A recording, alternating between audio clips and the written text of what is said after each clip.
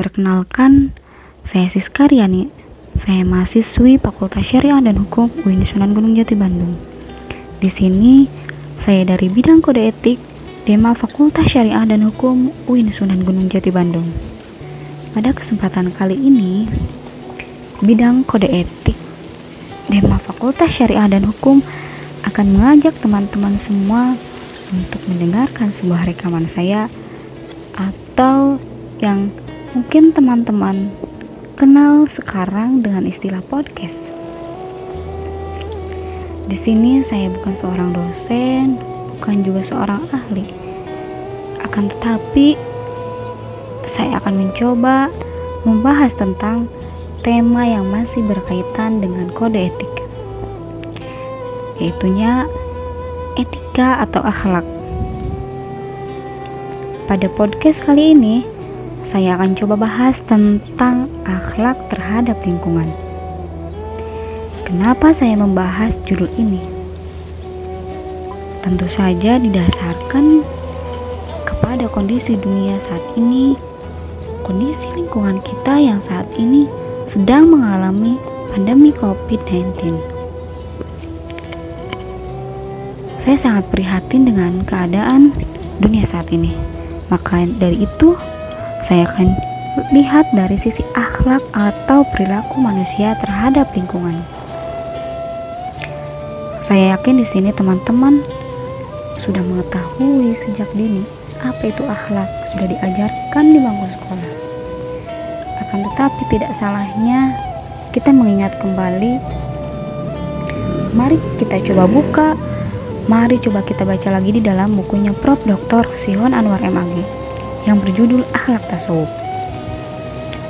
Di buku tersebut dijelaskan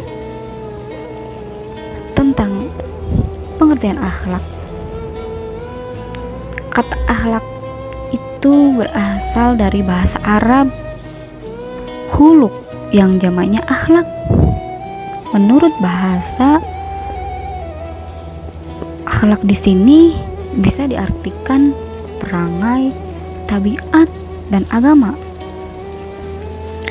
Dengan pengertian lain, akhlak juga dapat diartikan dengan kumpulan kaidah untuk menempuh jalan yang baik, jalan yang sesuai menuju akhlak. Pandangan akal tentang baik atau keburukan. Kita di sini bicara akhlak terhadap lingkungan. Akhlak di sini sudah dijelaskan di awal, yaitu bisa diartikan tabiat juga. Perangai berarti itu adalah sebuah perilaku. Ya, perilaku manusia atau perbuatan manusia terhadap lingkungan. Bagaimana kita bertindak terhadap lingkungan ini? Lingkungan yang sekarang kita pijak tentunya harus diperlakukan dengan baik. Harus kita pahami apa itu lingkungan. Lingkungan merupakan segala sesuatu yang berada di sekitar manusia, yaitu seperti binatang, tumbuh-tumbuhan, maupun benda-benda tak bernyawa lainnya. Itu merupakan sebuah lingkungan. Pada dasarnya, akhlak terhadap lingkungan sudah dijelaskan di dalam Al-Quran. Saya yakin teman-teman sudah mengetahui, tapi di sini saya akan ingatkan kembali tentang akhlak yang diajarkan di dalam Al-Quran terhadap lingkungan itu bersumber dari fungsi manusia sebagai khalifah yang sudah tertera di dalam Al-Quran surat Al-Baqarah ayat 30. Dan ingatlah ketika Tuhanmu berfirman kepada para malaikat, aku hendak menjadikan khalifah di muka bumi. Mereka berkata, apakah engkau hendak menjadikan orang yang merusak dan menumpahkan darah di sana? Sedangkan kami bertasbih memujimu dan menyucikan namamu. Dia berfirman, sungguh aku mengetahui apa yang kamu ketahui. Jelas di sini khalifahan menuntut adanya interaksi manusia dengan sesamanya, dengan manusia terhadap alam, terhadap lingkungan. Kekhalifahan sendiri banyak mengandung arti. Bisa pemimpin, pengayoman, pemeliharaan, pembimbingan. Karenanya, seorang khalifah itu adalah seorang pemimpin yang harus mampu mengayomi, membimbing, serta memelihara agar setiap makhluk mencapai tujuan penciptaannya. Berarti di sini manusia itu dituntut untuk mampu menghormati setiap proses yang sedang berjalan terhadap semua proses yang sedang terjadi.